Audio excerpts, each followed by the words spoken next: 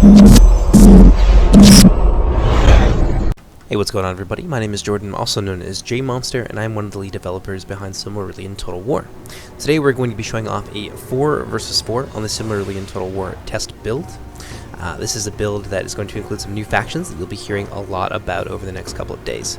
UMAD Commander in particular, whose channel I will put a link to down in the description, is going to be doing an in-depth kind of deep dive into the workings of the Philothrim, what they're good at, what they're weak against, all of that great stuff. And Scouts of Entertainment as well, whose channel you'll find in the description likewise, will be doing a replay with them that we did. It's another 4v4 scenario, so a really big game. I played in that one as well, and I can tell you that it's a lot of fun. Yeah, we had a blast playing that scenario. But in any case, let's take a look as well at this map here. The treats just are unending today. The boons, I suppose. This is a new map that was made by Stewart of Dale. We actually haven't shown it anywhere except for the stream when I was doing this. I streamed it live on my YouTube channel, which you probably know, actually, if you're watching this on YouTube. So, yeah, it's on there too. But yeah, he made this map, and it's pretty damn cool. So our team's going to be starting with these fortifications here, and we're not actually going to use them, though. All of this fight is going to take place outside. There's a lot going on. There's like there's lots of choke points in here. You could use this for like a scenario battle. There's a lot of potential uses for this map. I'm actually really excited to use it again in the future. But yeah, let's take a look at my army and the armies of my teams, and then we'll pass to the opposing side. We'll see what they're bringing, and then we can jump into the battle. So the first army I'm going to look at today is, of course, my army. I'm playing as the realm of Angband. I've brought 3 units of the Wretches of Angband. Very cost-efficient, low-tier spear. Very good, even against higher-tier cavalry, just because there's so damn many of them. And spears do have pretty, as you'd expect, sizable bonuses against cavalry. So they can be a very big danger. However, they're easily broken and shredded to bits with missiles and things like that. So there's a lot of counterplay to the Wretches. It's not all their own way. I've also brought 3 units of Ironshod Reavers. You're going to see the new armor upgrades for the Angband faction here on display today. These are made by Skyly, a member of our team, and he did a fantastic job, so leave him some love down in the comments if you like. But yeah, I've got 3 units of the Ironshod Reavers with armor and attack upgrades. I've also got 2 units of Spear Guard of the Iron Crown. I've got 3 Ironshod Legionaries who I will be using on my main line in tandem with 3 companies of the Ironshod Halberdiers. Naturally, a lot of mid-tier units in Angband. They have only a very small but deadly selection of elites, those being Balrogs, Uruloki, and Bulldogs. And you're going to get to see all of them fighting it out today. I've got 1 detachment of Ironshod Arbalists, and of course I've got the mighty Valaraukar. And you can't see them because, oh no, actually you can see them, but they're hiding, and they should not be able to hide as they are big monsters, multi-headed horrors from the pits of what is literally hell. So they will not be able to hide in the future, but currently they are. Uruloki here, they've got a really nasty projectile, and they can spit fire that's very deadly to lightly armored units. Units with heavy armor and good shield values will be able to stand up to that far better. They will get knocked over, however, so it is disruptive, but they won't get cooked alive inside of their armor the way that lighter units will. And I've also got... I know they're here.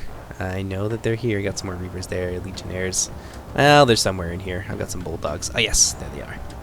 I've got some Bulldogs. Angband. This is a temporary model for them. This is actually the same model that's shared by the whatchamacallits, the Wolf Riders of Angband. They have, like, slippers on or something. I should really fix that. But yeah, this will be getting a new model that's actually being worked on right now by Talragon, which is fantastic. And I've also got a Mangonel to kind of round out my army. And that's going to do it for me. Let's go ahead and take a look at my allies. The first army is controlled by Eclipse 2500. This is actually his first game ever, and he did fantastic. So, big hat off to him. Round of applause for this guy, because like he just really assimilated like how the game works really quickly. He's got some Guardians of the Iron Crown, AP Mace Infantry. He's got Ravagers, 2-handed Axemen. He's got some Wretches, Halberdiers as well.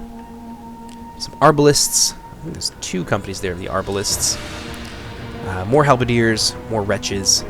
He's got Troll Guard, the Troll Guard of Gothmog, who make excellent pairings to the Balrogs. Putting them together is just a really scary thing to deal with in your line. More Ravagers, He's got some elites here in the form of the Guardians of the Iron Crown, Ironshod Ravagers, Orc Mangonel, so he's got his own Mangonel piece, and he's got some Valor Aukar as well. I think that's it for his army. And we have a third Angband force over here, commanded by Justarius. He's brought Ravagers and upgraded their armor. He's got Legionnaires. He's got Uruloki of his own. He's got Troll Guard. More Legionnaires, pretty standard. I mean, Angband, the roster's only so big, so you're gonna see a lot of units here. He's got some Thralls, low tier bowmen, particularly useful against factions like the Green Elves or anybody who's really lightly armored. You can get a lot of value out of your Thralls with. Got some Wolf Riders of Angband here, riding atop the Brood of Drauglin. Very, very scary indeed. A little bit low on number, however, they are a little bit more elite as a consequence. He's got some Arbalists, Wretches, Reavers. And if you guys are wondering, and you're wondering what the difference between, say, a unit of Legionnaires and Reavers are. The Reavers are much lower on melee defense, but they have good charge values and far better attack, whereas the Legionnaires are more heavy on their melee defense, and they've got less attack and less charge. So they're a little bit more suited to fighting on like a front line, like putting them alongside Halberdiers is a really good idea. Whereas Reavers are better used as a reserve or offensively to try and get that charge bonus off.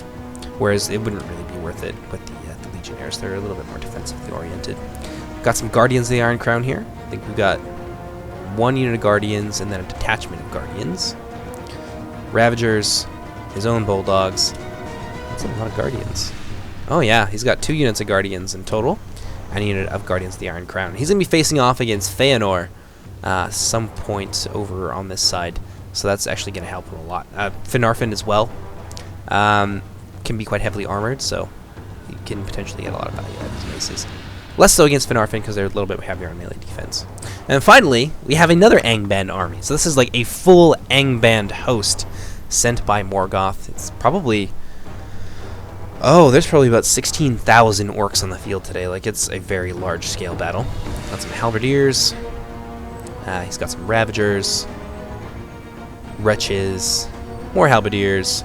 Reavers. I think that's a double...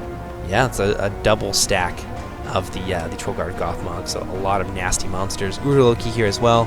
Legionnaires, Balrogs, little bit, still a significant amount of infantry, but less, certainly, as he has really gone heavy into his monsters in this build, which is going to be great for us. So that's going to do it for the Angband host. Let's go ahead and see what the Free Peoples are bringing to the battle today.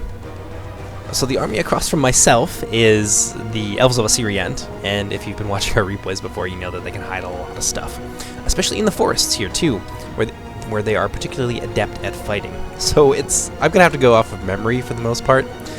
This is actually like the 3rd time in 2 days, I think, that Finrod and I have faced off against each other on a wing, like on the periphery of the battle, where he was the Green Elves and I was someone who had to chase him. So I had a pretty good laugh about that.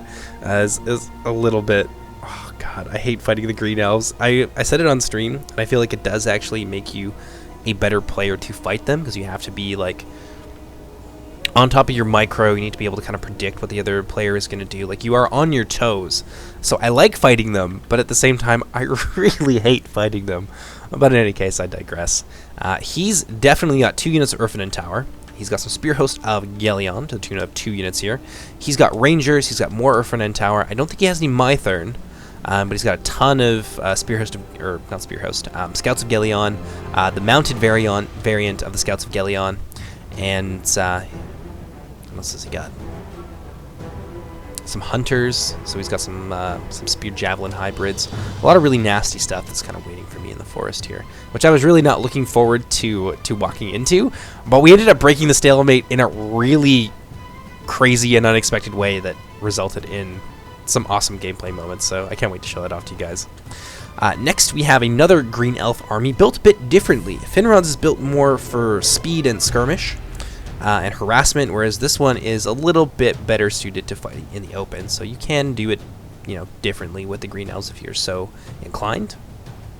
Spear Host of Rathloriel here, Urfinen Tower, and then we got a big ol' ugly phalanx composed of the Spear Host of Gelion and their friends, the spear host of Rathloriel.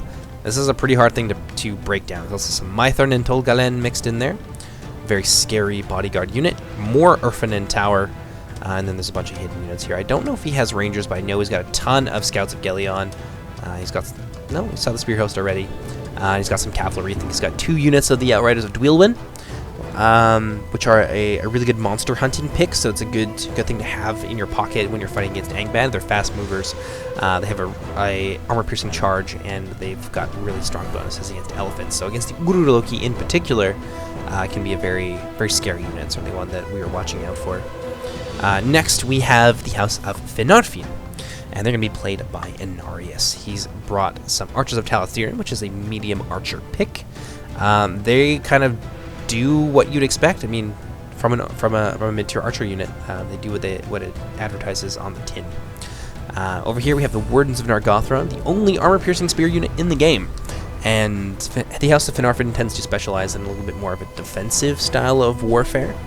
They do have some nastier units in there as well that can be used defensively. So you don't always have to sit back with these guys, but they certainly do have the tools to do so and be successful. But he's got Wardens of Nargothrond, I think a couple units of them.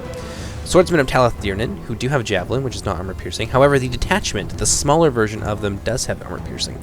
So it's one of one of 2 sources, I think, of armor-piercing that the House of Finarfin has, because they don't really have anything else. They don't have cavalry, they don't have lances, anything like that. So over here we have the Sartor Findarato, which I think is like the companions of Finrod, who is the monarch of Nargothrond,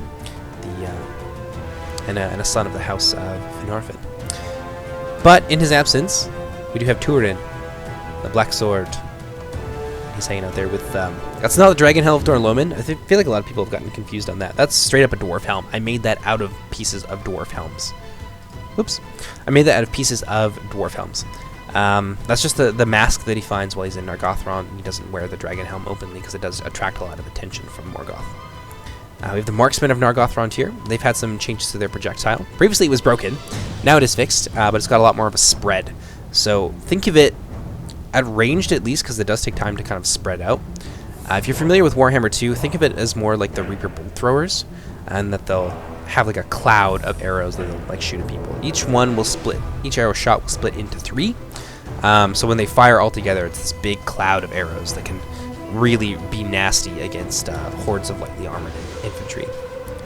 We have phalanx here of Swordsmen of Talathirnin, and they're going to be backing up the Bridge Wards of Nargothrond. So the pride and joy here of the Nargothrond army is certainly their spear units, and above all other spear units, I would definitely put their pikemen, as they are the only pikemen currently in the game, and there is no direct counter to them in the sense that you can't match a pike unit against the pikes. There's missiles, all other things that you can do, but there is no other pike unit that is able to rival them. Got some more Archers of Talathirnin, some more Wardens of Nargothrond, Swordsmen of Talathirnin, detachment of Wardens of Nargothrond, Defenders of Talathirnin, the Arqueni Mormegilwa, which is actually Turin's personal retinue.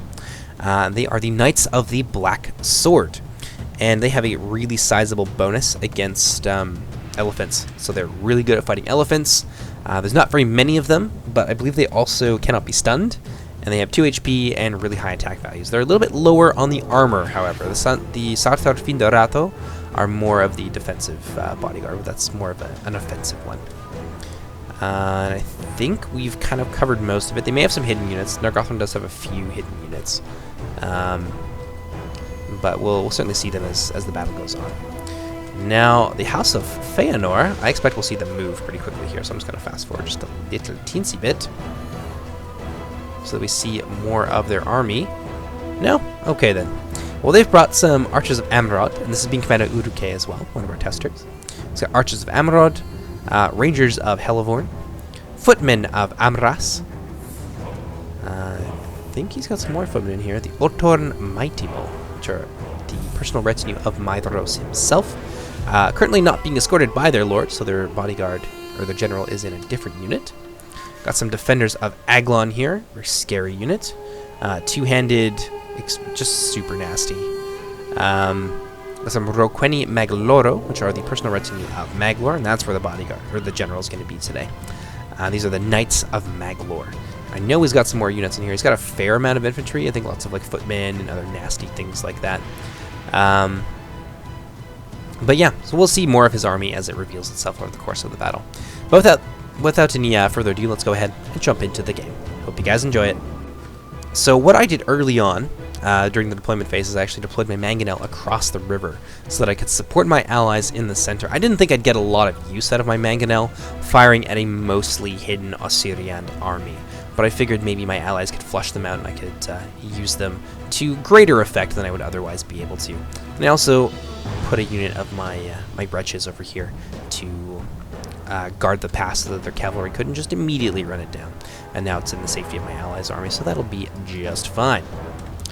Over here, Sentries of Gelion giving me the business, firing into my halberds as they move forward. That's a good idea. Assyrian doesn't really have, well, they have two-handed spears, but the halberdiers are far more armored, and they're way better against infantry, so they will take down most of the Assyrian army, and they've only got a couple units to really counter them in terms of range. So, certainly a big threat, and you can see that threat being responded to in kind, and I've lost an okay amount of my halberdiers. I put armor upgrades on everybody here, because I knew that I was going to get shot to death, and I didn't even bother to invest very heavily into my skirmish, because I just didn't think I would get much use out of it. My bulldogs are hanging out here in the center. We've got a nice layered defense, but haha, from the tree line. My arbalists, gotta catch them, hopefully. Let me get a shot off here.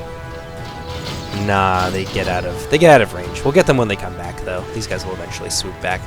But I have no idea what I'm walking into. So my initial thought was, you know, I've got the army, I've got the superiority in close quarters, I've got the numbers. Why don't I just like sit here, plant my battle line in front of this river crossing here, and then I can just keep the Assyrian elves in place over here, and I can shuffle my troops freely across to the other side to help my allies in the center. So I'm not able to like catch them and really make them fight me, but I can certainly still outmaneuver them, even though I am the less maneuverable of the two armies. So I thought that was clever, but we'll see how it works out. Oh yeah, some point blank shots here. Ah, yes. Oop, I managed to catch a few of them with my crossbows from the tree line. And now the Sentries of Gelion will certainly think twice before they ride that close to our lines for easy shots. Got the Arbalists on the move here, and I think he starts to pull out some of his hidden units. Yeah, so we've got some Urfin and Tower here. A lot of Urfin and Tower. Very scary units. Want to keep them away from my my Uruloki at all costs, because they will massacre them. It will be horrifying to behold, and that's a lot of money down the drain for me. So, not necessarily a hard counter, but like they're monster hunters for sure. Let's see what he's up to. So it looks like he's bringing a significant number of his troops into the woods here. So he's got Urfin, he's got a detachment of Urfin, and then another full unit of them. So a lot of nasty things in here. And the Green Elves are going to move into the woods and fight where they are at their strongest. Spear Host of Gelion moving their way in there. What do we got here? Yes, this is when I knew that something had to be done. The Randirum and Tolgalen are the only true ranger unit in the Reforged sense that are currently in Silmarillion Total War. They're super scary, and although my armor does offer some protection, it's not full protection, especially if they put themselves in a really good position, which being able to outmaneuver me with their just raw speed, because I have all heavy infantry, they have light infantry. Light infantry are faster. Being able to outmaneuver me is really huge for them. So they can... Oh, no! I think someone in the middle just got fried. We're going to go and check that out in just a second here. Let me just finish my thought on the Randirum. So if they manage to get themselves into a position where they can lay down inflating fire, that's huge. They could ruin my wretches in a couple of volleys and still have plenty of ammunition left over to go to town on my heavy infantry. So that's bad news bears. Eclipse, using his mangonel, sniped out the Assyrian general, who was front and center with his Mythern and Tolgalen retinues. 2 units of them. These are 1 HP bodyguards. Nasty. That really, really sucks. That's a huge hit from that mangonel. A ton of value. And this is where it can be tough to be the elves of Assyrian. Another mangonel hit coming in. Oh, it's going to get some people. And now it's going to leave fire on the ground. As they walk through it, watch what happens. Yep. For a few seconds, that fire is still equally as deadly as if it had hit them straight on. So right off the bat here, a couple of big mangonel hits for Eclipse's Angband army, really going to put the Elves of Osirian on the back foot. You're starting to see some hidden units here pop into position.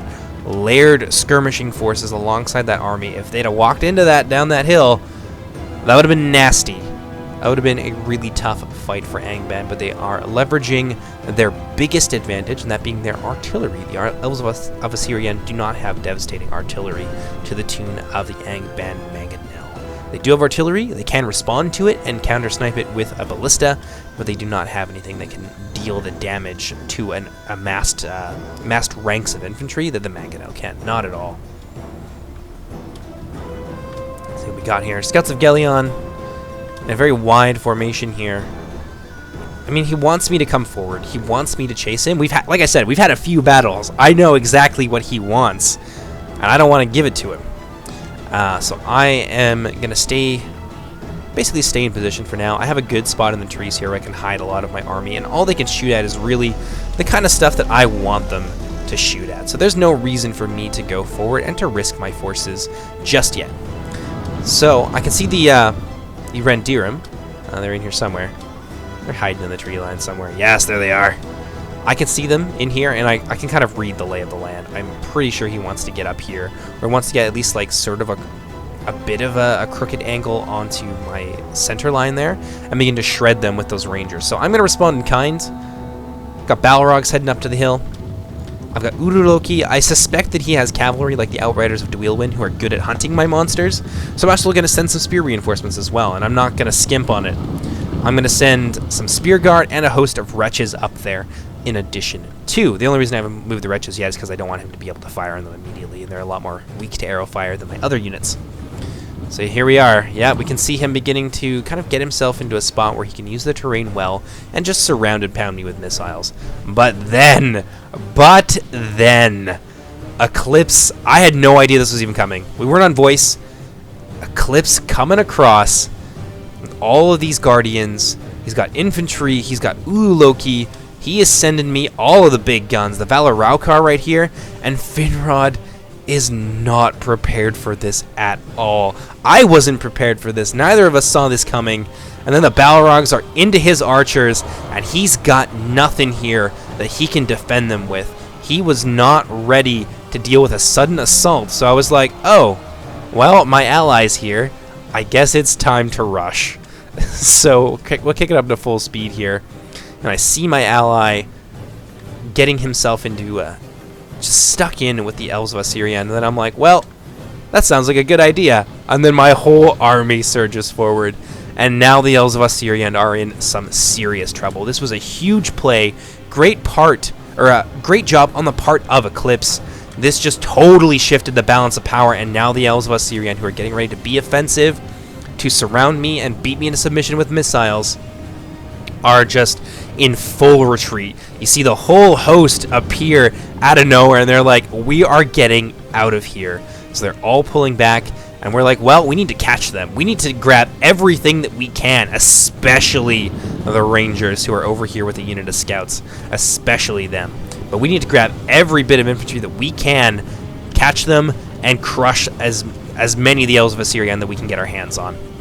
Our grubby little iron nails into. Meanwhile, over here in the center, the Elves of Osirian beating back an assault here from Justarius, who sent his Wolf Riders out to be a pain in the butt for the Scouts of Gelion. They did decently. They took down about 30 or so of them. But the Scouts have deceptively high melee defense, so unless you're like a really good Lancer unit, you're probably not going to do a ton to them from the front. If you can get them from behind, or you can get them with missiles or fire, they are all yours. They are yours for the taking, but this will not work out for them terribly well. The Archers of Talathirnan are a different beast altogether. Looks like we do have some hidden units here. Some Stalkers of Talathirnan. Really nice unit. It's light infantry. They have bonuses in a lot of the terrain that you're seeing on the map today, and they can hide anywhere. So it's like a secret second line. And now the forces of Nargothrond are surging forward, and it looks like an assault is getting underway from the Elven side of things. They want to push Angband, who's now denuded themselves of some really important assets, and of course their ally is in a lot of trouble over here, and let's see just how much. Outriders of Dweilwyn from Finrod making an appearance, but the Balrogs are currently infantry. They want to get the Uruloki for sure, but the Balrogs are not going to let them just have it that way. Ooh, we got some fire coming in.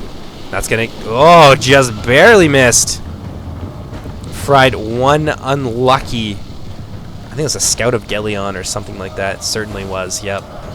My Balrogs are here too. We've caught some more Scouts of Gelion, but I want these Rangers. I'm hungry for it.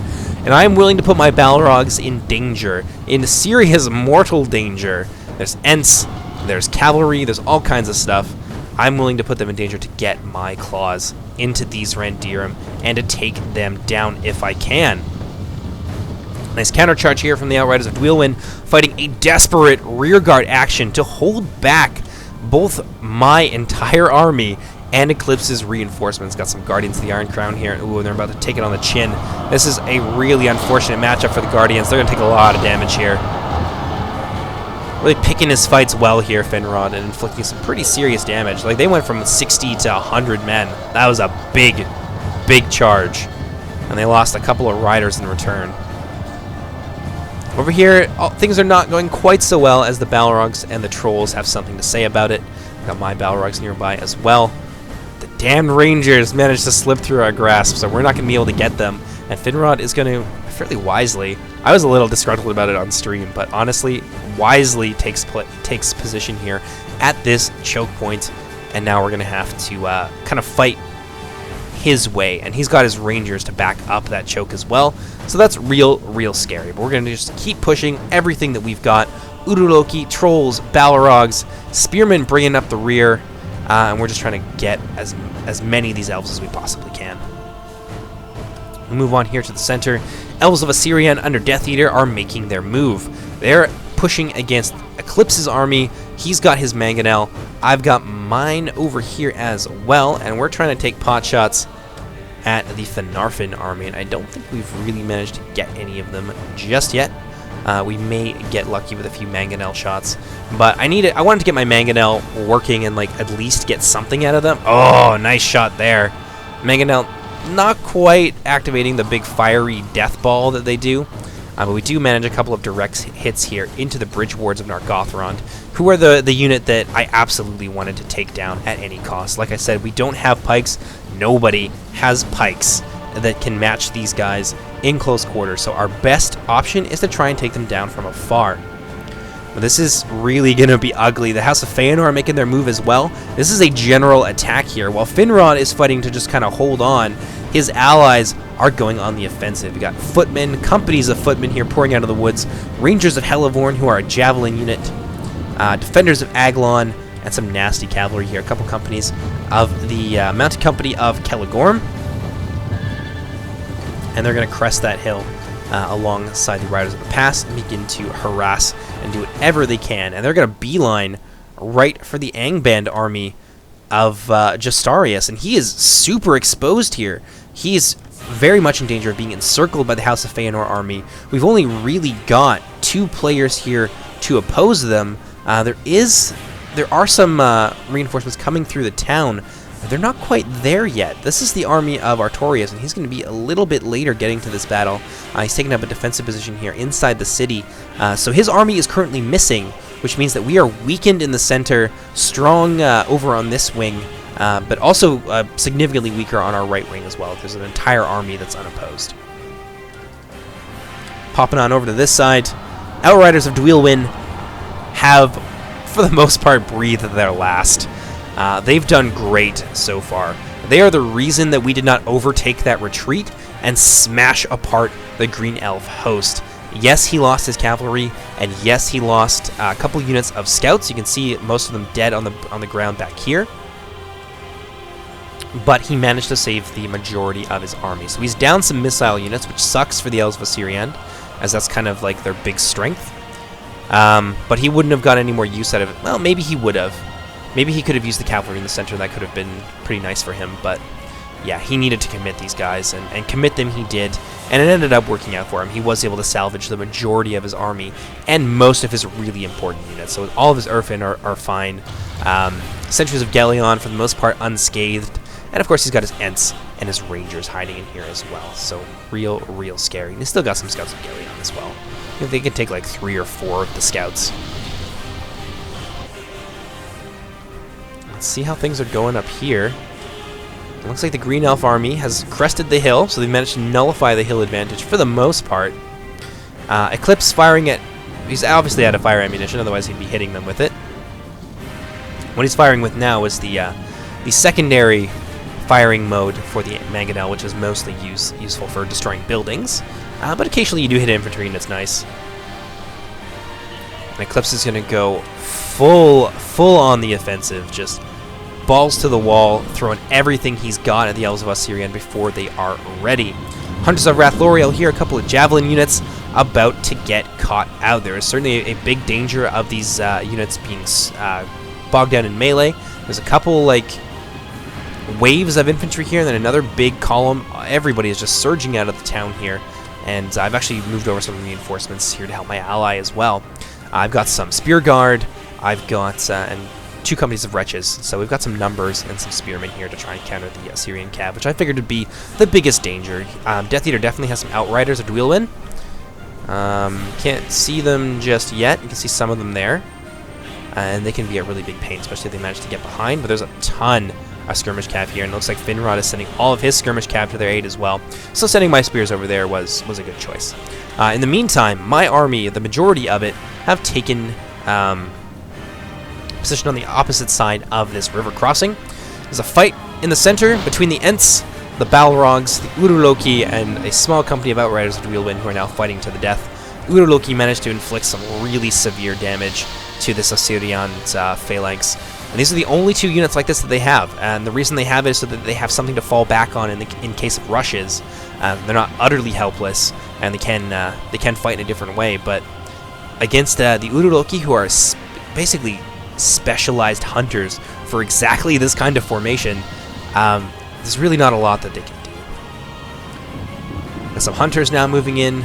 Now try and get some pot shots at the massed ranks of our troops as they move across here. Eclipse is going to be first into the breach, I think. He's got his Guardians here.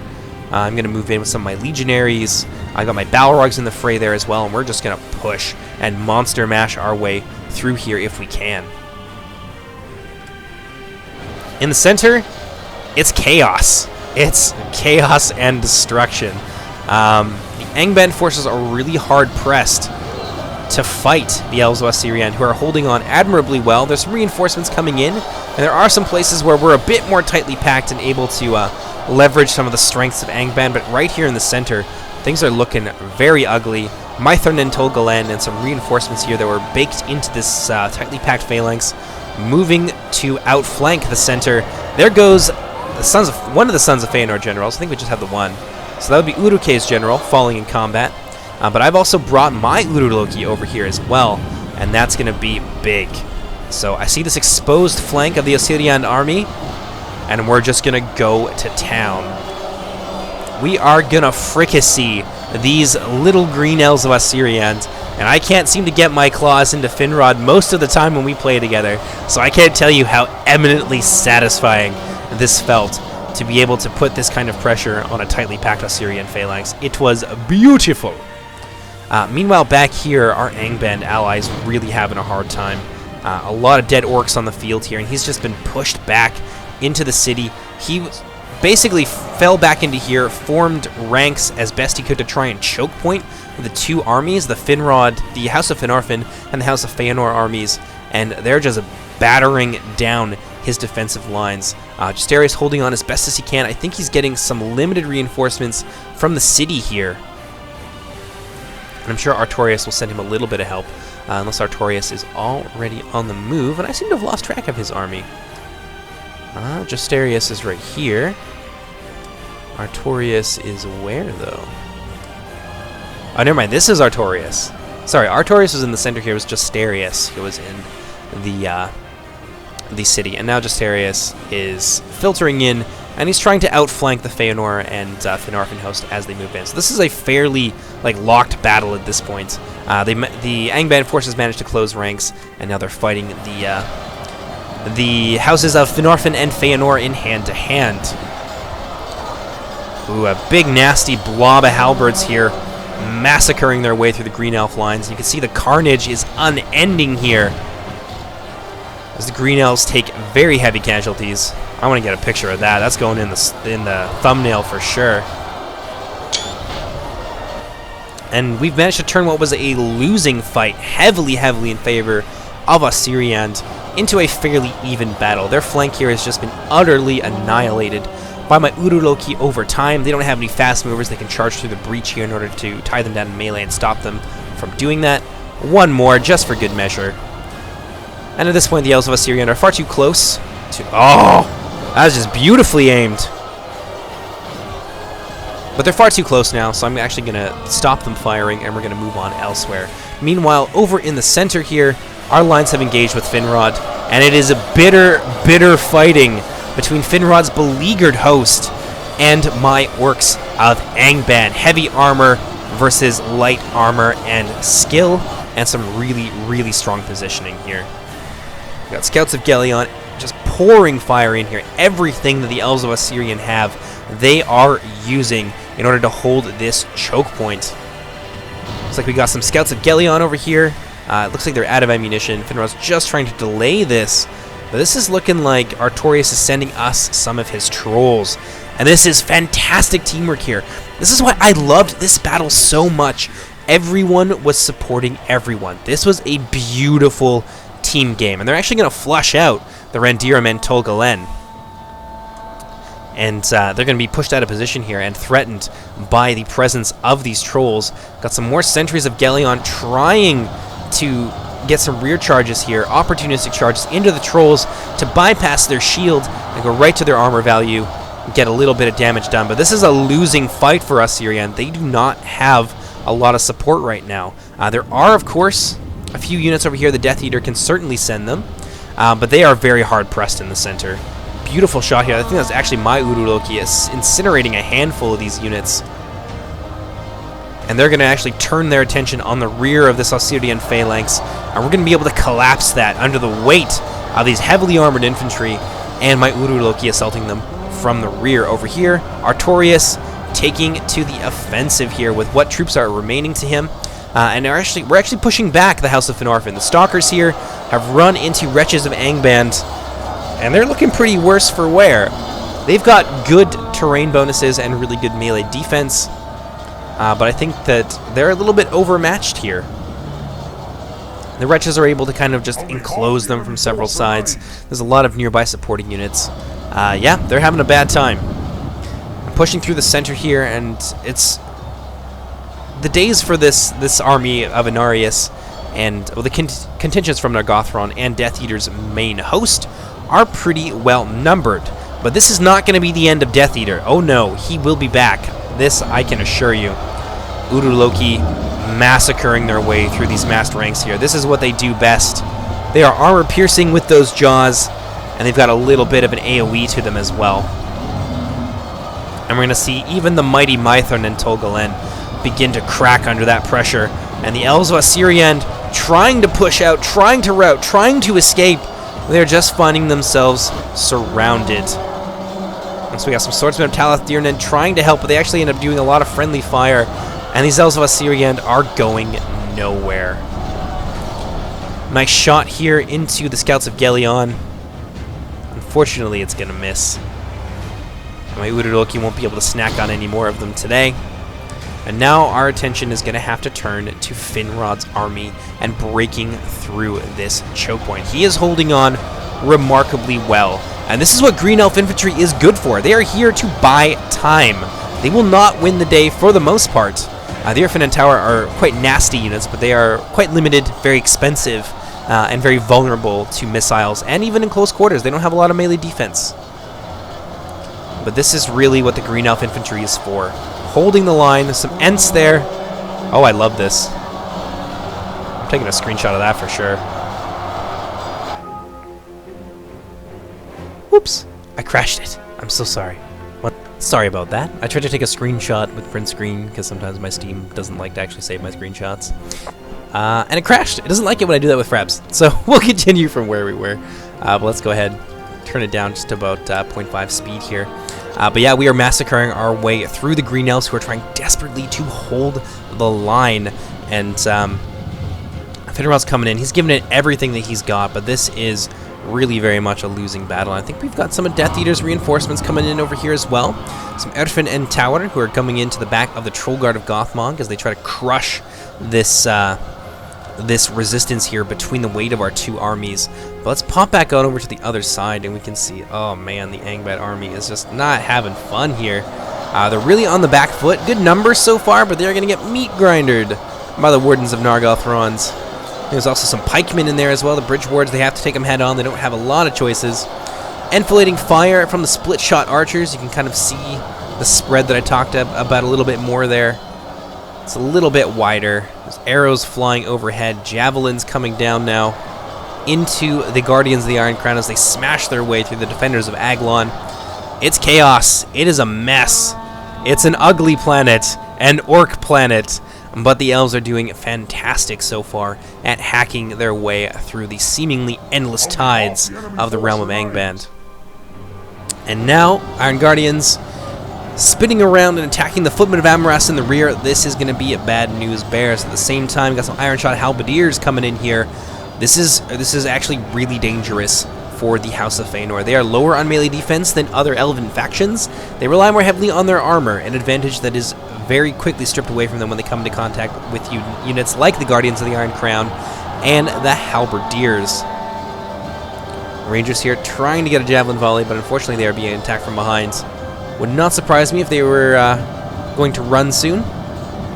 Swordsmen of Talath Dirnin charging in to surround the Guardians of the Iron Crown in turn, and that'll probably work out pretty nicely for them, actually.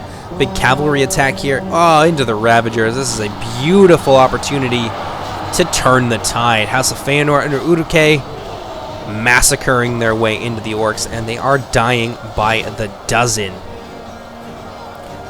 Meanwhile, over here, it's still a stalemate, but this is certainly a fight that's in favor of Nargothrond. We are losing very heavily over on that side. However, over here, things have gone very well for us. Stalkers have been broken. Artorias still has all of his Uruloki, and they are massacring their way through the remaining Nargothrond light infantrymen. Archers here to still hold the line. Swordsmen of Talath Dirnin. There's a lot of help given to the Elves of Assyrian of both Death Eater and Finrod by Inarius' army. He's got a lot of infantry as the House of Finrod. He does have the troops to spare, but unfortunately for him, we were in superior numbers, and we had some really nasty surprises that the Elves of Assyrian are quite weak against. Having my Ururoki here, me pulling them off and frying that entire wing just completely altered the balance of power in this engagement, and our Phalanx was able to break through and inflict irrecoverable losses onto Death Eater's army. His melee infantry are all gone. All he's got left are some wayward scout bands. And over here, Finrod lining up to make a stand. Because he knows that our troops are going to be coming in. They're going to be coming for him real fast. And his front line is beginning to collapse. You can see more reinforcements coming in. And now the rest of my troops are going to begin to make their way across there. And these guys are going to get there just in time to crush what remains of this resistance. Sentries of Gelion nimbly and deftly skirting in and out of combat, but it's just not enough. The Balrogs are an overwhelming force, and even with the support of the Urfen and Tower, this is game over for them. That being said, Finrod is not going to go down without a fight, not at all. He is going to try and save some of the units, as many as he possibly can, and send them over to help out his allies. So a second retreat here from Finrod's very slippery Elves of Assyrian. We're going to see them start to move their way across the field now. Urfin and Tower crossing each other, waving hello to their fellows as they each go different directions. Who's Balrogs for these? These would be Eclipse's Balrogs. Yeah, you can already see the effect of those AP axes starting to take its toll on these depleted Balrogs. And these Valaraukar are not long for this world. Down goes another of the fiery spirits. And that is going to be all she wrote for these units real quickly. They are being attacked on all sides. You cannot expect them to hold in the face of that kind of furious, relentless assault and all that damage and armor piercing coming their way. Eclipse is moving in with a vanguard here. He's got some Iron Shot Arbalists. Oh man, if they target down the Earthfin Tower, it might just make the Balrog sacrifice worth it, and that seems to be the plan. Iron Shot Halberds here, getting themselves in a position where they can just be irritating. And now these guys are beginning to load up, and they're going to fire down into the Earthfin Tower. Really vulnerable to missiles. Extremely vulnerable. Now I think Finrod sees the writing on the wall. Now he's going to try and pull out, and probably to meet up with the remnants of Inarius's contingents, as well as the roving bands of scouts belonging to Death Eater. Over here, though, ugly. You can see Angband being crushed under the weight of this Elven assault.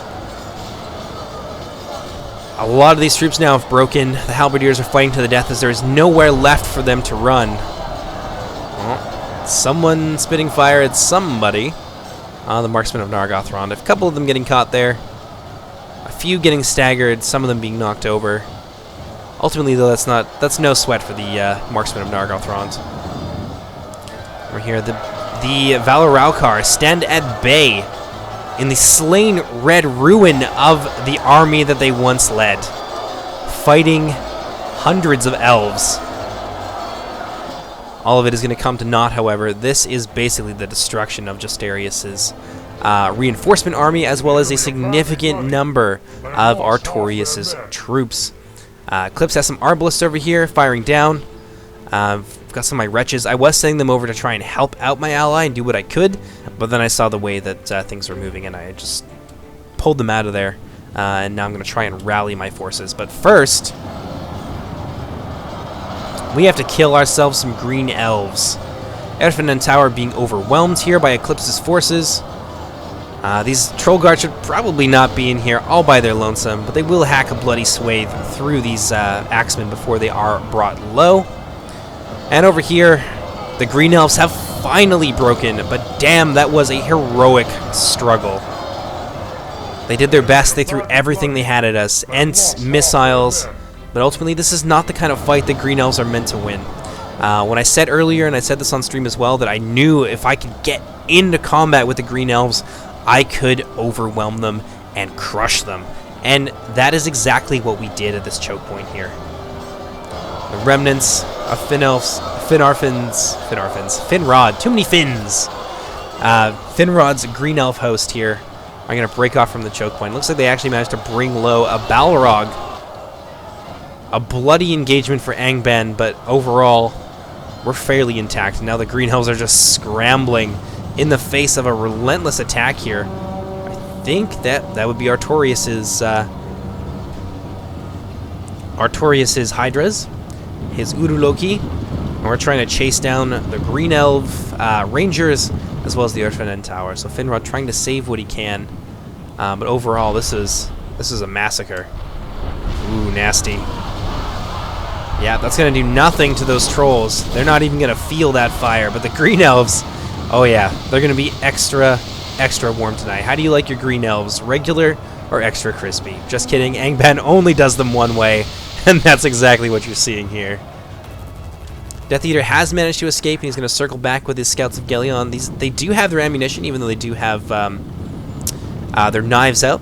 There's definitely ammo to spare for these units, and they're going to do their best to harass us as we get ourselves into position, and to harass this pursuing column of warriors who are trying to chase down the remnants of Artorius's Green Elves, or Finrod's Green Elves. Oh, the Mythern broke it. Not Mythern, Rendirim. The Rendirim broke, which is surprising. Earthfin Tower, seeing an opportunity. They're going to turn at bay and fight their attackers. And these Halberdiers and Ravagers are going to bite off way more than they can chew. The Earthfin are going to slaughter them. Turn them into a red ruin. But now, with reinforcements on the way, the Earthfin are going to pull out after having suffered moderate losses. And we're trying to hunt down what's left of these green elves here.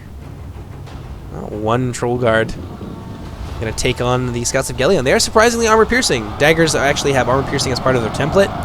They have really low base damage. But they managed to bring down the wayward troll guard. Impressive feat there. And that's pretty well all that remains of Death Eater's army. But still over here, this was bloody. Justarius and Artorius. Yeah, I got those names right. They didn't go down without a fight. Look at this. There's a lot of red cloaks on the ground representing the Sons of Feanor infantry. Almost a full company of defenders of Aglon were slain. Bulldogs here yet from Justarius. And they will fight to the bitter end. These fallen Maya are forced into the bodies of wretched orcs. They are now assailed on all sides by everything that Finarfin and Feanor can throw at them. And they are basically full. So this is going to be a fight that actually does take it out of the victorious but tired forces of the houses of Finarfin and Feanor. Looks like we've got some Riders of the Pass here, chasing down my Mangonel crew. My Mangonel managed to shoot its whole load, shoot its shot, as it were. But I wanted to try and save every little bit of infantry that I could. I don't know how the rest of the battle is going to go, so I'm still trying to marshal my forces while Eclipse is still a little bit farther afield, trying to hunt down the remnants of the Green Elves. And it looks like Inarius is actually going to get some of his swordsmen back here. The battle is very much in our favor. I got some Iron Shot Arbalists. My Arbalists actually end up pursuing these units all the way to the end of the map, but we will see more from them again later.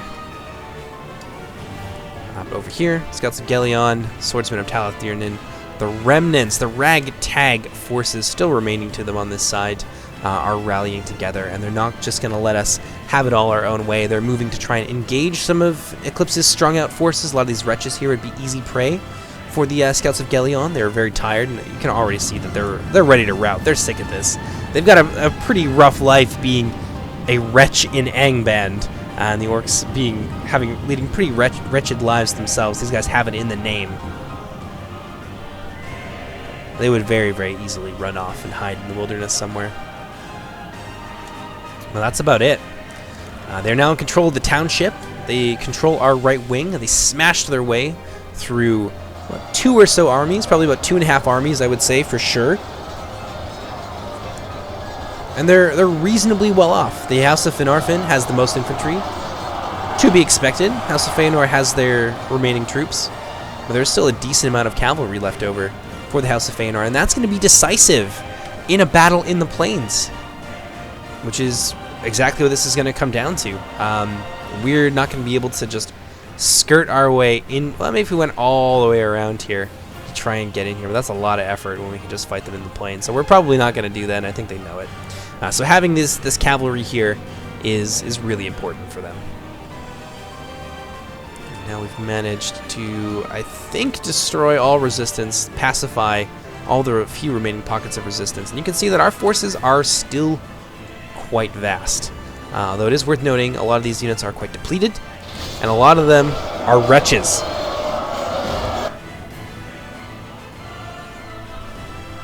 Even our really good units, like we don't have any more Troll Guard. Our Balrogs are quite limited. I don't know, we do have some Troll Guards still left over. What do you know? Not very many. 3 of them. 5 in total. And I've brought across my reinforcements. But what we do have are fresh troops. A lot of basic mid-tier infantry. Nothing to really counter some of the still remaining advantages that some of these other guys have. Oh yeah, a little bit of action out here. Scouts of Gellion getting chased down by my Balrogs. I wanted to get a piece of as many of them as I could because I didn't want them to just have it, all their own way. But I do pull out once I see that there's Urfin and Tower in the area.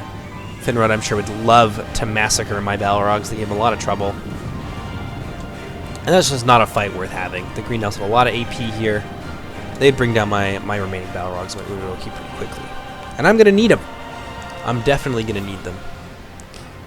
So this is it. This is everything left of the 16,000 or so. We'll see at the end of the battle. I think it's in the neighborhood of 16,000 orcs. Maybe we've got 3,000 or 4,000 left over. So this has been a massacre for both sides. Take a look at the percentages there. We are ahead by about 9%, which is a decent thing. We're ahead by 9%, but we're also more numerous. So it's kind of to be expected. If we had less troops than them, then we'd really be hooped. Let's go ahead and fast forward it here just a little bit. Everyone's going to be slowly moving themselves into a position that they are comfortable with. It's going to take some time before we're able to pick this up again. So I'm going to go ahead and fast forward, and I'll see you guys in just a few minutes. All right, and we're back. We're now basically in a position where we feel confident attacking. So you can see our armies begin to move forward here, and there's not a ton left for the elves, but they do have some nasty things here. Some minor Nargothrond phalanxes. They're going to fall back with their spears and their pikes behind the Feanor lines here, and they're going to use those formidable units to support each other. They do also have a fair amount of cav, the deadliest of which is the Roqueni Magloro. Absolutely scary. But they also have some Riders of the Pass here, which can potentially be irritating. But they are just skirmish cavalry, so they have a charge capped at 1. So they're basically running off their base damage plus a bonus of 1, which can be scary. It can definitely be scary against my orcs, because it'll just go right to their armor. Potentially deadly, but it's certainly nothing like having a couple companies of Mounted Company of Caligorn, for example, who are dedicated lancers and are far more deadly on the charge. So the Roqueni Magloro, definitely a big threat. And we are responding to this threat by sending in some Spear Guard. I've got my basically fresh unit here of Spear Guard. And I'm going to be backing them up with some Wretches, and I've also got some Uruloki in there as well. My ally Artorius is sending in some of his remaining Troll Guard, some of his infantry. He's got some Wretches and things like that here. I think Eclipse has a decent amount of units left as well. Yep, he's forming mostly the infantry line on our left wing. So we're getting ready to throw down here. And this is kind of the final showdown. This is all that remains of the Elven host versus everything left of the Iron Legions of Angband. And given the numbers, you'd certainly expect us to be able to take this, but do remember the quality disparity between these two factions is massive. And the longer that we delay, the more time that they have to rest up and to get themselves back into fighting shape. So this is not over, not by a long shot. They've got some good stuff here. We've got Sartor Findorato. They've got some marksmen. They've got some marksmen who still have ammunition who are hanging out over here. They've got Arqueni Mord Magilwa. A good deal of them. And what you don't see here is a number of hidden Green Elf units as well, actually. There's like 3 or 4 companies of the Green Elves. All of them Erfen and Tower, which are very, very scary. And I think there's also a teensy little unit here of the Swordsman of Talathir. So there are some minor reinforcements coming to the Elves. This is not necessarily an open and shut game. Oh yeah, here we go. Here's some of the Erfen and Tower. But I think there's also some hidden units there as well. Meanwhile, we've managed to drive the cavalry back, which is exactly what we wanted. Drive them back behind their lines so they can't be used against us to harass us and so forth. And I think that now is a good time to pull off my Uruloki and to send them alongside my Spearmen. And we're going to try and get around the back and join the assault once their front lines have been engaged. And here it is, the showdown. Balrog's moving their way forward. We have some limited missile fire, but those are mostly from the Thralls. As you can see, these Elven units just shrug that off like it's nothing. It's not going to bother them. It's just rain.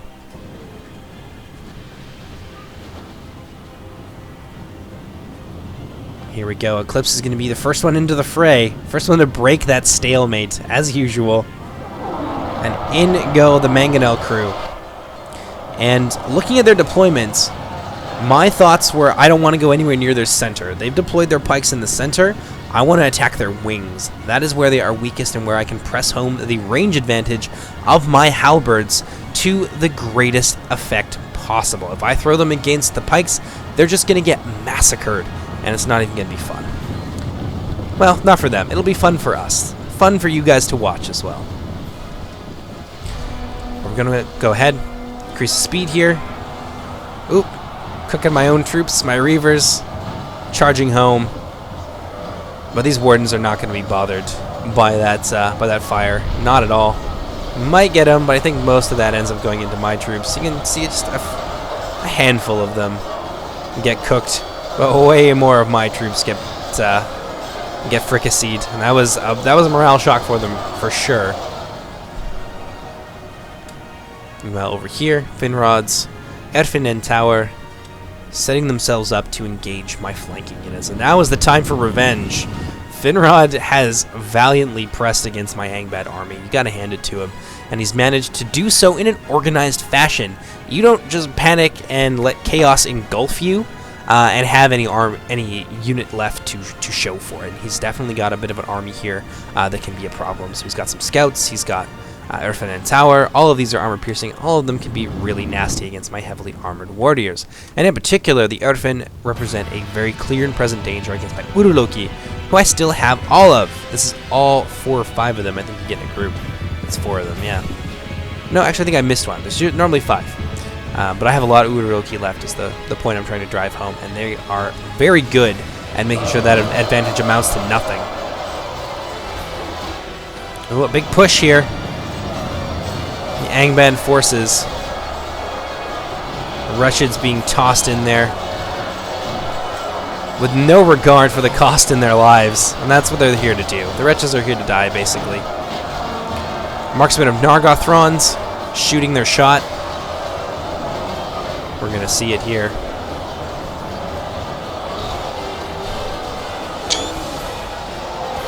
Yeah, there it is. A deadly split shot.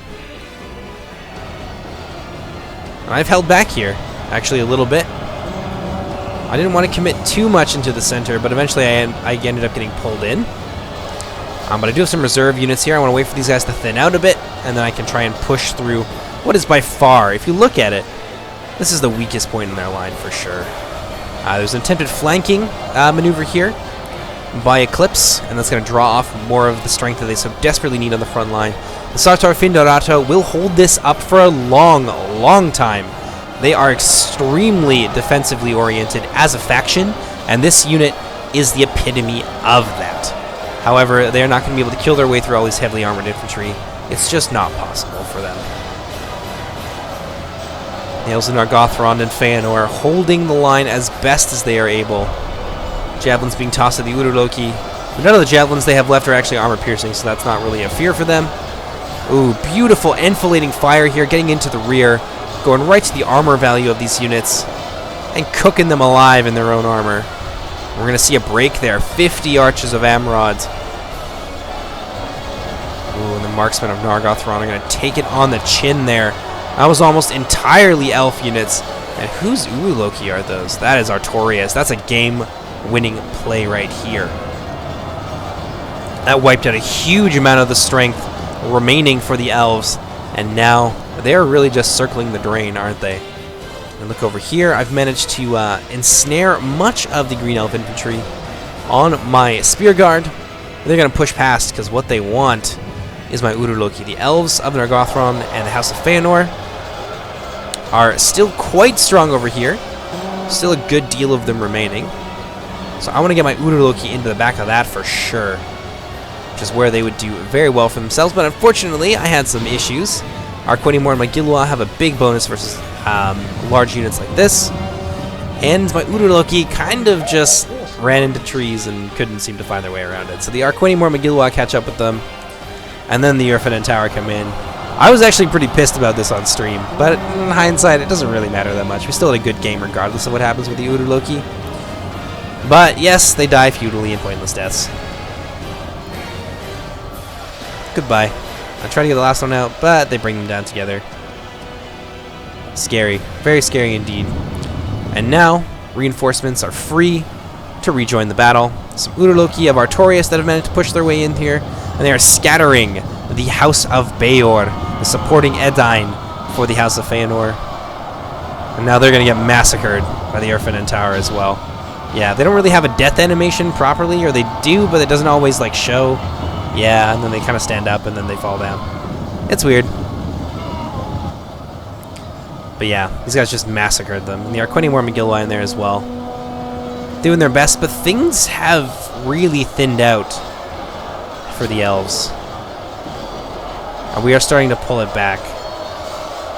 And now we've crushed the wings, and we're going to be free to surround their center.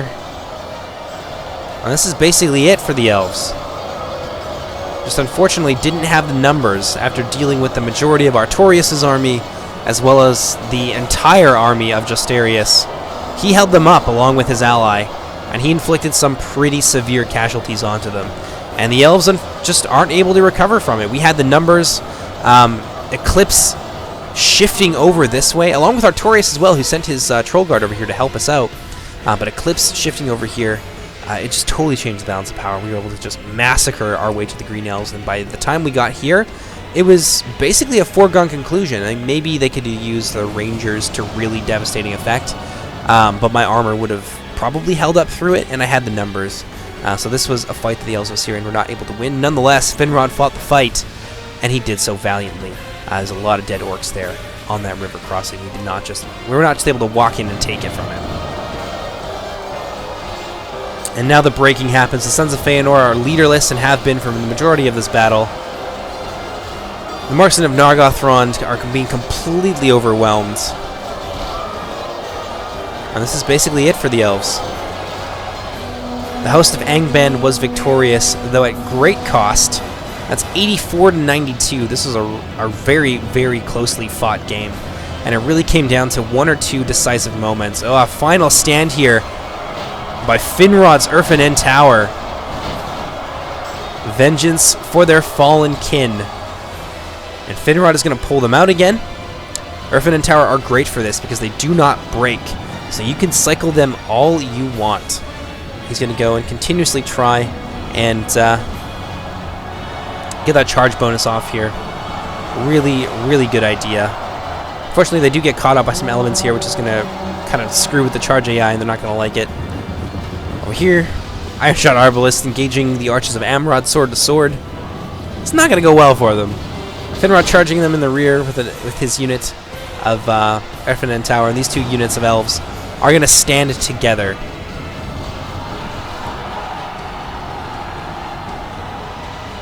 Of course I say this, and then the Urfinen Tower run away. More of them running back in. 7 of them still remaining. Archers of Angrond, or Angrond. That's 40k. Archers of Amrod doing their best to stem the tide. Randiram and Togalen being chased down by Eclipse's wretches. Got some guardians in there. There may be some elements of my army following this up as well. Oh, we got some Riders of the Past still hanging out. They also attacked us from the rear. You can see some dead Feanor cavalry here, but we were able to shut them down just with like clouds of spearmen and stuff, and they didn't really manage to impact our back line, so you didn't really miss a whole lot there. Still some Feanor cavalry, and it looks like they're converging over on this side to try and put up some sort of desperate last stand and kill off as many of the orcs as possible. And they're doing alright. Randiram still have ammunition, shooting their shot, but they are overwhelmed by the numbers of Angband. Managed to get a decent shot off in there. The Urfinen Tower have chosen this green hill to die on, quite appropriately for the Green Elves. And they're going to buy all the time that they can for those skirmishers to get away, but there is no escape. Angband has come, and the Green Elves cannot stand against them. They're doing well against the wretches of Angband. They are not incompetent in fighting them sword to sword. They will slaughter their way through the lowest of the low. But there's so much more. Legionaries, my troops have broken through and in great numbers. And the Randiram are going to rout off and flee for their lives.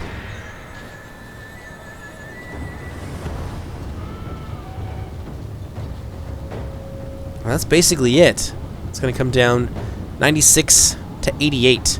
An 8% difference there. A really good game. Up, here they go, Riders of the Pass.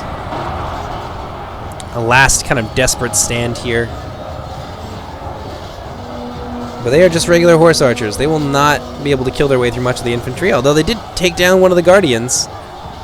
Impressive for a horse archer, but then again they are elves.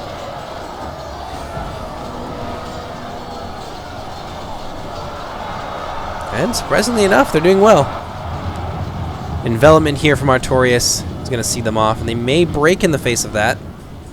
Nope, looks like they will escape. 12 of them still left, but there's really nothing that this cavalry can do. There are still a few of them, and I think Uruke tries to go for kills and stuff. Yeah, I saw him like charging into my units here. Have some more admit defeats. I'm gonna go ahead and kick it up into 2 times speed. There's just some minor skirmishes, basically, as we try to put down what remains of the House of Feanor. Cavalry, as they're still putting up some resistance, but they can't possibly defeat our army. Randirim, very few of them managed to escape with their lives. And while we're hunting down the remnants of his cavalry, let's just take a moment to survey the carnage. The Orcs of Angband tried to be aggressive. Looks like maybe they tried to pull some time, or to play for time in order to pull back here. This fight was devastating for everybody. Hundreds, if not thousands, dead on either side. And then over here, I think this was Artorias' army, ended up losing this fight, and the elves were able to take this position and put up a valiant last stand. You can see that every time that we touch the elves, we lose orcs by the hundreds. There's a lot of dead orcs here on this front line, most of them mine. A lot of our troops laying dead on the field here as well, but ultimately the elves just didn't have the remaining strength in order to fight us. And then, of course, there was this mighty fight in the center. Damn, that was fun. I really enjoyed burning up all those green elves with my Urloki. And then, of course, there's this mess over here. A lot of dead green elves, a lot of dead orcs, and some minor skirmishing all the way up the lane here. We really used all parts of the animal on this map, and I just loved it. There's a few of my dead orcs here, some skirmish fire from the elves, and some more fighting over here. But altogether, just such a good game. This is probably one of the best games I think I've put on YouTube for Silmarillion Total War, and I really think it shows off the might and the majesty and the strength and the weaknesses of all of the factions that we have in the mod right now. And I hope it gets you guys excited for a full release and for playing a little bit in our alpha as well, because it's worth mentioning that we do have an alpha available. 6 of our currently 9 finished factions, for the most part. Vingolfin still has a couple of bodyguards yet to come in, but they are largely done. And the other 2 factions that you'll see very soon are the Philothrim and the Easterlings, and they're done as well. So we've got 6 of our 9 finished factions of what will eventually be 11. Ready for you guys to play and to test out. And I will likely release a map pack that will allow you to use some of the new maps that we're using on our test build, and that will be available exclusively through our Discord or through our ModDB. In addition to, I will be updating the ModDB files tonight, so you will be able to have a full install of the tournament build. It's just a drag and drop into one folder, super easy to install, and then you can jump in and have some games exactly like the ones that you just saw here. So, hope you guys enjoyed this so far. We'll take a look at some of the kills, and then we'll sign off for the day. I really want to know how well my Urloki did. My Bulldogs did well. Valoralkar did well. Urloki, 215. That's not bad. They can definitely get more kills than that. They kind of got shut down a bit early. They died before their time, I could say. Halberdiers did okay. One of them got 12. Oof, that's unfortunate. And Mangonel got almost no kills. That's alright. Yeah, as you can see, most of my units are not very individually powerful, but the ones that were really scary did very well, and I had a lot of help from my allies in addition, so let's take a look at them as well. Bulldogs did well, Orc Mangonel, Arbalists doing really nicely for themselves. Guardians, no, Ravagers. Ravagers actually did surprisingly well. Normally those are units, they're kind of a little bit more on the expendable side, but they did really well for themselves this time around. Halberdiers got a decent amount of kills, but all around it's pretty mid-range, nothing really standoutish, 300-400 kills. Trollguard got 60. His Uruloki, Justarius' Uruloki just weren't able to do much, unfortunately. They got 24 kills. Really a contrast there. You can kind of see it, because I've had people complain to me that Uruloki are too powerful, but they can get shut down, and we saw it today. We saw the way that those two-handed units will melt them, but when left on their own, they can be very, very scary indeed. Guardians did well for Justarius. As you'd expect, a lot of the fighting with House of Feanor, the Guardians are a really good unit to have in that situation. And then Artorias. Trollguard of Gothmog just slaying it, figuratively and literally. Valoralkar, not so much. Uruloki did alright. and the rest of his army was just kind of okay, which is what you would expect. This is kind of a fairly accurate assessment of Angband, where they have a lot of mid-tiers that can get in the way, they can potentially do very well for themselves when you get the right engagements, but a lot of their killing power comes from their special units, their arbalists, their monsters, their bulldogs, and etc, etc. So I hope you guys enjoyed this, and I hope you guys will join me on our test build and join the community. So in any case, my name is Jordan, also known as JMonster. Hope you guys enjoyed this. Take care, everybody.